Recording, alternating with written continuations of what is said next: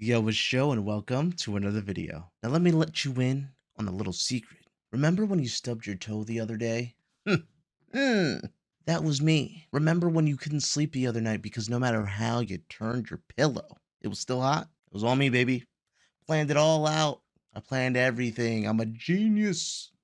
There are so many anime villains that have this genius intellect who are super strong. And today I want to discuss three anime villains that went out sad. Before I go any further, spoiler warning for MHA, My Hero Academia, Naruto, and Bleach. If you haven't seen the anime, if you haven't read the manga and you don't want to get spoiled, don't watch this video. You have been warned. Now, for those of you that are still here, it's either because you're curious to see what I'm going to say and you don't know, like, what does he mean go out sad? And for those of you who know what I'm talking about, well, you know what I'm talking about. The first villain that I want to talk about today is Madara Uchiha from Naruto. A villain that had one of the coldest, possibly, not one of the coldest. He had the coldest entrance that I have ever seen for a villain to showcase, oh yeah, it's a wrap for our heroes. He ran towards an army of people and was disrespecting everyone. He summoned a meteor from the sky, and when the army of people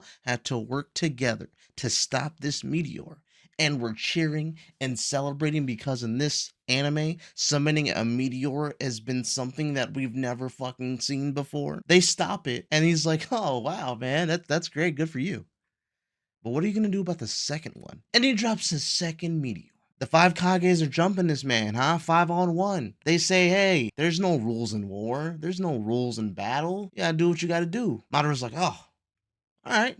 Word. Creates 5 clones of himself for each Kage. So each Kage gets surrounded by 5 Madaras. And then Madara says, now guys, it's up to you. You want these clones to have Susanoo too? Because I could do that. He was a fucking problem. He turns into a god and goes up against Eight Gates guy. He's got half his body blown off and he's laughing like, damn, bro, you the strongest person I ever fought.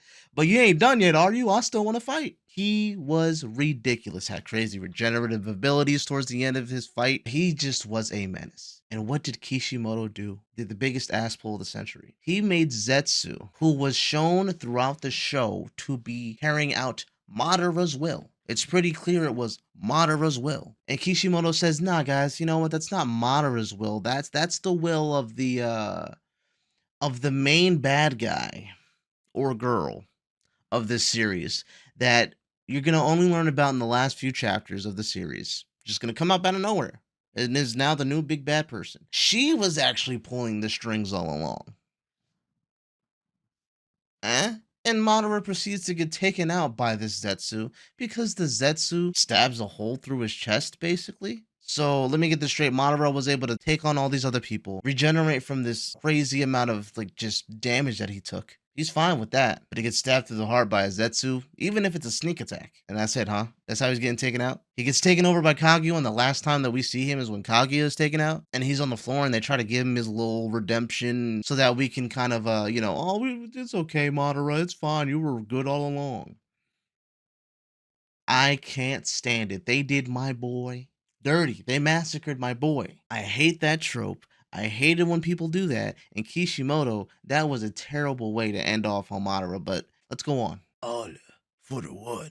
From My Hero Academia. Shown to be a calculated, cold, stoic villain that's not gonna let his emotions get in the way of what he does. He's not gonna let his anger or his frustration get in his way. No, he's gonna be calm, cool, and collected throughout the whole show. He plans out a lot of things just like Madara does. He is a strong, formidable foe in this show, just like Madara is, who was able to take on the next strongest person several times in the show, and then take on the strongest people in the show at some points. He's just that badass. He ends up getting the ability to regenerate at a crazy stupid speed. He's super strong. He gets these abilities that allow him to sense danger. I didn't know how our heroes are going to be able to take him out. I really had no idea. It was another Madara situation. Like, how? Because you're not only fighting him, but how are you going to also take out the other strong-ass villains that are in this show? So, what does Horikoshi do? Horikoshi comes up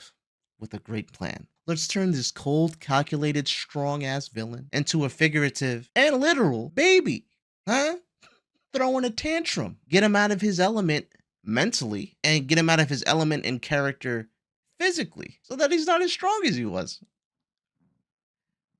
Bro, he turns him into a fucking baby because every time he uses his powers, that causes him to become younger and younger, and to the point where he exerts so much power and so much force that he turns into a fucking baby.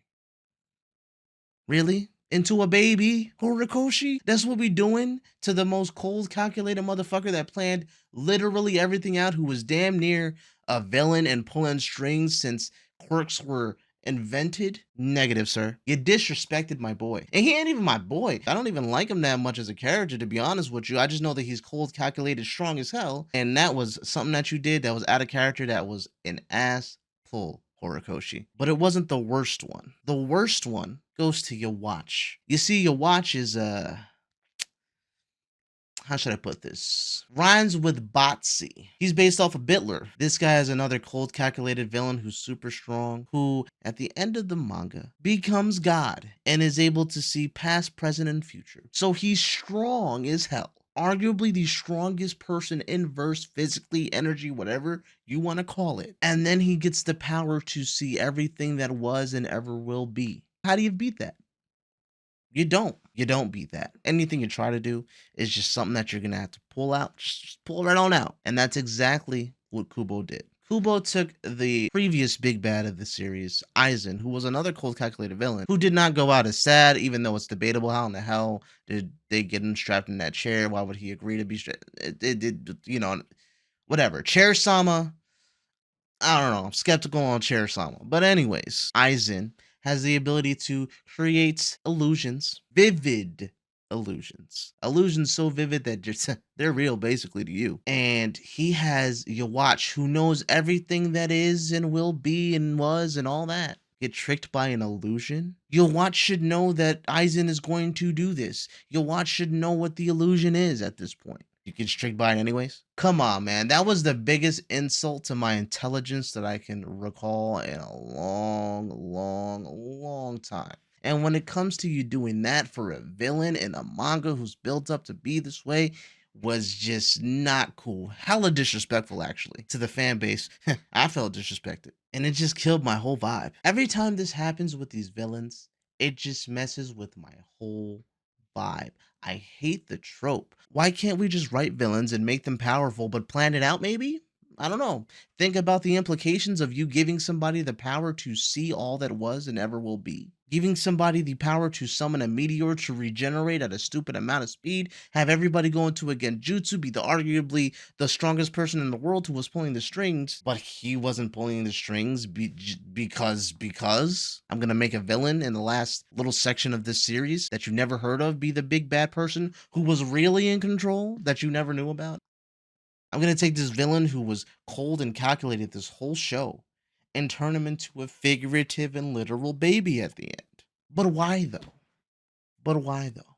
And like I said, I know that there are so many more anime villains like this, but I just didn't, these are the three I want to talk about in this video. You let me know what are villains or things that you've seen in manga, or you've seen in anime, or you've seen in a show, just whatever. It doesn't even have to be anime.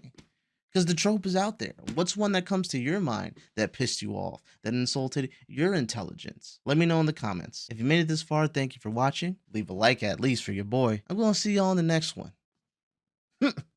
Peace.